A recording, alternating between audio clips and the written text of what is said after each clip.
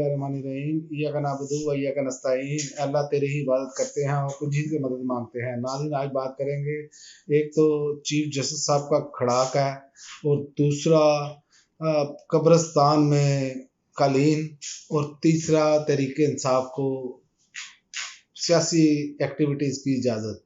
पहले बात करते हैं चीफ जस्टिस साहब ने जो आज बात कही वो इंतहाई काबिल गौर है। चीफ जस्टिस सुप्रीम कोर्ट जो है उन्होंने कहा कोई गलतफहमी में ना रहे, इंतखाबात की तारीख हमने दी है चीफ जस्टिस साहब, और मीडिया को इलेक्शन पर मनफी किरदार अदा नहीं करने देंगे। उन्होंने कहा जिसे शक हो तो अपनी बीवी के सामने उस शक का इजहार करे। जस्टिस काजी फायज ईसा, अदालत ने हुक्मनामे के साथ इंतखाबात से मुतल्लिक तमाम दरख्वास्तें निपटा दी और ये बहुत खुश आइंद बात है कि इस मुल्क में इलेक्शन वक्त पर होने जा रहे हैं।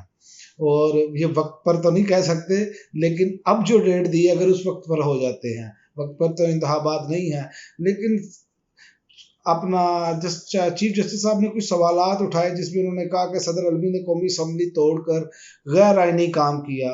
सदर का ये अमल गद्दारी के ज़िम्मे में आता है। सदर के पास अदम एतमाद के बाद असम्बली तहलील करने का इख्तियार नहीं था। तो इस पर काफ़ी सारे सवालात उठते हैं। उसकी वजह ये है, क्या अदम एतमाद जो लाई गई, जिस तरह भेड़ बकरियों की तरह लोगों को ख़रीदा गया, वफादारियाँ तब्दील करवाई गई, क्या उस पर कोई बात नहीं होनी थी? क्या जिस बुनियाद पर असम्बली रूलिंग दी कासिम सूरी साहब ने, क्या उस पर कोई बात नहीं होनी थी? क्या जिस बुनियाद पर ये सारी अदम एतमाद लाई गई उसकी वजूहात को नहीं देखना था? क्या आइन उसकी इजाज़त देता है? क्या वो गद्दारी के ज़िम्मे में नहीं आता कि अमेरिका बहादुर जो है वो बराह रास्त मुदाखलत कर रहा हो? क्या वो गद्दारी के ज़िम्मे में नहीं आता जो आइन और कानून से हटकर हम तमाम मामलात कर रहे हों? क्या ये कानून की खिलाफ वर्जी नहीं है जो प्रेस कॉन्फ्रेंस कर देता है उसके तमाम गुनाह माफ़ हैं? क्या ये कानून की खिलाफ वर्जी नहीं है, अदालतें जमानत देती हैं और बाहर से गिरफ्तार कर लिया जाता है? क्या ये सारी चीज़ें जायज़ हैं? क्या ये जायज़ है कि एक मुजरिम बाहर से आए और उसको पूरा प्रोटोकॉल दिया जाए? क्या ये कानून की खिलाफ वर्जी नहीं है? क्या किसी मुल्क के कानून में ऐसा होता है? तो ये चीज़ें ज़ाहिर है, ये साफ साबित करती हैं कि कोई गुस्सा है जिसका इजहार किया जा रहा है। अगर बात ये है तो फिर इस पर जो चीज़ें हैं उन पर भी बातचीत होनी चाहिए। निगरान सेटअप जो 90 दिन के लिए होता है KPK और पंजाब में, वो बैठा है, क्या ये गैर आइनी और गैर कानूनी नहीं है? ये सारी चीज़ें आगे से आए आप गैर कानूनी गैर आइनी है, और अगर आपने उसको कानूनी करार देना है तो फिर सबसे पहले साइफर के हवाले से, साइफर की जो कौमी सलामती की कमेटी ने जो ये चीज़ें की कि ये मुदाखलत थी, ये इंतहाई गलत ज़बान इस्तेमाल की गई, तो ये सारा कुछ आपको पहले उस पर फैसले देने होंगे, फिर आप आगे जो है वो अपने रिमार्क्स दें ताकि वो पूरे का पूरा जो है क्लियर हो जाए सारा कुछ। लेकिन ये तो क्लियर नहीं हुआ, साजिश भी हुई, सब कुछ हुआ, रूलिंग भी को भी चेक नहीं किया गया, साइफर भी उस वक्त के चीफ जस्टिस साहब के पास गया, उस पर भी उन्होंने कोई बात नहीं की, और जनाब इस चीफ जस्टिस साहब ने उस पर समाअत भी नहीं की। ये भी हमारे सामने है, ये भी एक बहुत बड़ा अलमिया है। और बात ये है कि जब तक जो बुनियाद जहाँ से बनी है वहाँ से तहकीकात नहीं होंगी, आप कुछ नहीं कर सकते। और दूसरी बात ये है कि इलेक्शन कमीशन तो सदर की बात ही नहीं मानता था, वो तारीख देने के लिए तैयार नहीं था, लेकिन अब वो भागे भागे दौड़े दौड़े गए हैं। उसकी वजूहात है, उसकी वजूहात IMF है, आपके सामने है। आपने देखा कि उससे पहले डॉलर की कीमतें भी बढ़नी शुरू हो गई जब IMF के वफद ने दौरा करना था, जो कंट्रोल किया गया था। तो ये चीज़ें जो हैं ये सारी अब आप कंबाइन करेंगे तो सारा कुछ इमरान खान के खिलाफ नजर आएगा सब कुछ आपको। तो ये चीज़ें जब आप किसी को दीवार के साथ लगाएंगे और कौम जब एक शख्स के साथ खड़ी हो और कौम की तादाद भी बहुत ज़्यादा हो उनके साथ खड़े होने वाले में, तो आपके सामने है, तो ये चीज़ें होंगी। मेरा नहीं ख्याल कि इस पर इस तरह की बात होनी चाहिए थी। जब आपने तारीख दे दी, अभी तो आपको ये बुलाकर पूछना चाहिए था कि 90 रोज़ में आपने पंजाब और KPK में इंतखाबात क्यों नहीं करवाए।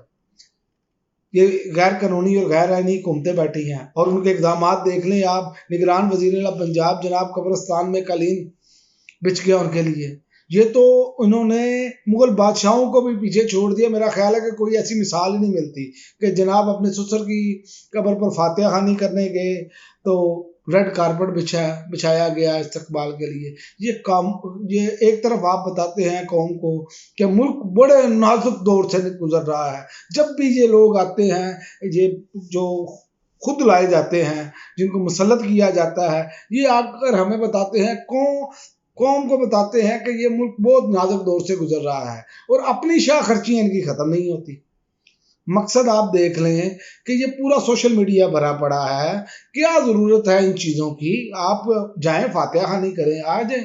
और इसी तरह मैंने पिछले व्लॉग में भी बात की कि बहुत सारी चीज़ें जो है ये खुद कर रहे हैं, जबकि निगरान हुकूमत का ये काम ही नहीं है। तो ये मामला जब ऐसे होंगे तो फिर तो लोग सवालात उठाएंगे और सवालात उठेंगे। कौम ने ये भी देखा कि एक बंदा वजीर आजम है और चाय के कप के अलावा वो कुछ पूछता नहीं है। और कौम ने ये भी देखा कि दूसरी जानिब वजीर आजम से आप बने तो या कोई वजीर बने तो वो ऐसे कौम के पैसे लुटाता है जिसका कोई हाल नहीं है। इसी वजह से लोग इमरान खान के साथ जुड़े हैं, कप्तान के साथ जुड़े पड़े हैं। यही असल बुनियादी वजह है कि उसकी वजह यह है कि उन्होंने कौम, ये आप देखें कि इसी मैशत के साथ वो लंगर खाने भी चला रहे थे, उन्होंने सेहत कार्ड भी दिया, उन्होंने लंगर खाने भी बनाए, सेहत कार्ड भी दिया और इतने ज़्यादा प्रोग्राम, एहसास प्रोग्राम और बेशुमार प्रोग्राम उन्होंने शुरू किए हुए थे। वो भी इसी मैशत के साथ थे। 16-12 हज़ार भी लोगों को मिल रहा था। ये सब कुछ इसी मैशत के साथ किया गया था। उसकी वजह यह थी कि उन्होंने अखराजात, सरकारी मामलात उसको कंट्रोल किया हुआ था। यही आज वजह है जिसकी वजह से फिर बाज़ लोग ये कह देते हैं जी इमरान खान जो है उसने जादू कर देता है लोगों पर।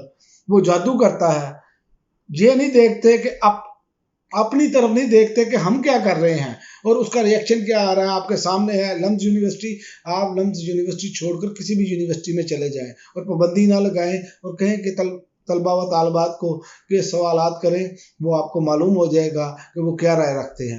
लेकिन ये जबर, ये जुल्म, ये ऐसे तो नहीं चलेगा। अभी पता चल जाएगा कि 8 फरवरी को जो इंतखाबात होने हैं क्या वो कितने साफ शफाफ होते हैं और आगे इमरान खान को इलेक्शन लड़ने दिया जाता है कि नहीं दिया जाता, तहरीक इंसाफ को इलेक्शन लड़ने दिया जाता है कि नहीं दिया जाता, बल्ले का निशान उनसे छीना जाता है कि नहीं छीना जाता।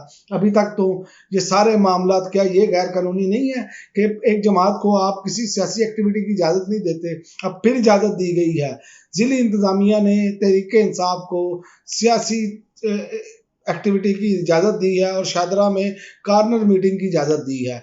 और आप देखेंगे पहले भी इजाज़त दी गई थी और पुलिस वहाँ पहुँच गई और सारा कुछ उठाकर और गिरफ्तारियाँ और ये सब कुछ ये करते हैं। तो क्या ये निगरानों का काम है? क्या ये गैर कानूनी, गैर आईनी नहीं है? क्या इस पर अदालतों को देखना नहीं चाहिए? तो ये निज़ाम जैसे अशराफिया ने कैप्चर किया हुआ है और उनकी जो मर्जी के मुताबिक सारा कुछ किया जाता है, इसी वजह से कौम जो है वो बदजन है। आपको इस बारे में सोचना होगा। तमाम जो साहिब इक़्तिदार हैं उनको ये सोचना होगा, तमाम फैसला साजों को ये सोचना होगा कि अवाम को कीड़े मकोड़े आप ना समझें। आपको वही काम करना चाहिए जो अवाम चाहती है।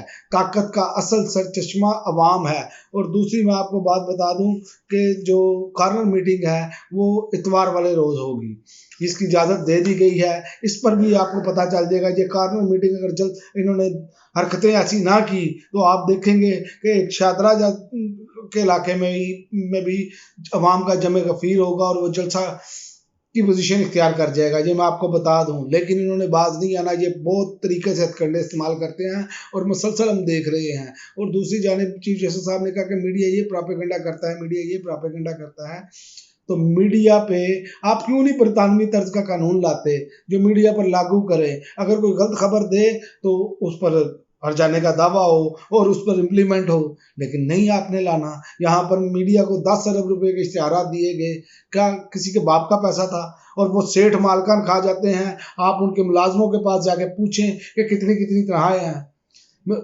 हमारा खुद ताल्लुक जो है वो उसके साथ है। तो आप जाके पूछ लें, 25-30 हज़ार तनख्वाहें हैं और ये अरबों रुपया इश्तिहारों में कीमत में गवर्नमेंट से भी लेते हैं और अरबों रुपए के इश्तिहार ये प्राइवेट भी लगाते हैं और वर्कर को देने के वक्त इन्हें मौत पड़ जाती है। ये चीज़ें नहीं पूछनी। ये कोई पूछने के लिए तैयार नहीं है, क्योंकि आम आवाम के साथ जुल्म हो रहा है। और दूसरा, आखिर में मैं आपको एक और ख़बर देता चलूँ कि अमेरिका ने मज़ीद इमदाद की मंजूरी दे दी है इसराइल को, ताकि वो मज़ीद बमबारी कर सके। अमेरिका का असल चेहरा आपके सामने है। अगले वीलॉग में मैं आपको बताऊंगा ये जो चेंजिंग करते हैं, अपना नया वर्ल्ड ऑर्डर जब लाते हैं या जो कोई इनके मकासद होते हैं, तो ये कैसे कैसे इन्होंने तब्दीलियाँ की, किस किस वक्त तब्दीलियाँ की, तो आपको अंदाज़ा हो जाएगा। अब तक के लिए नाज़रीन इतना ही, इजाज़त दीजिए। अल्लाह हाफ़िज़।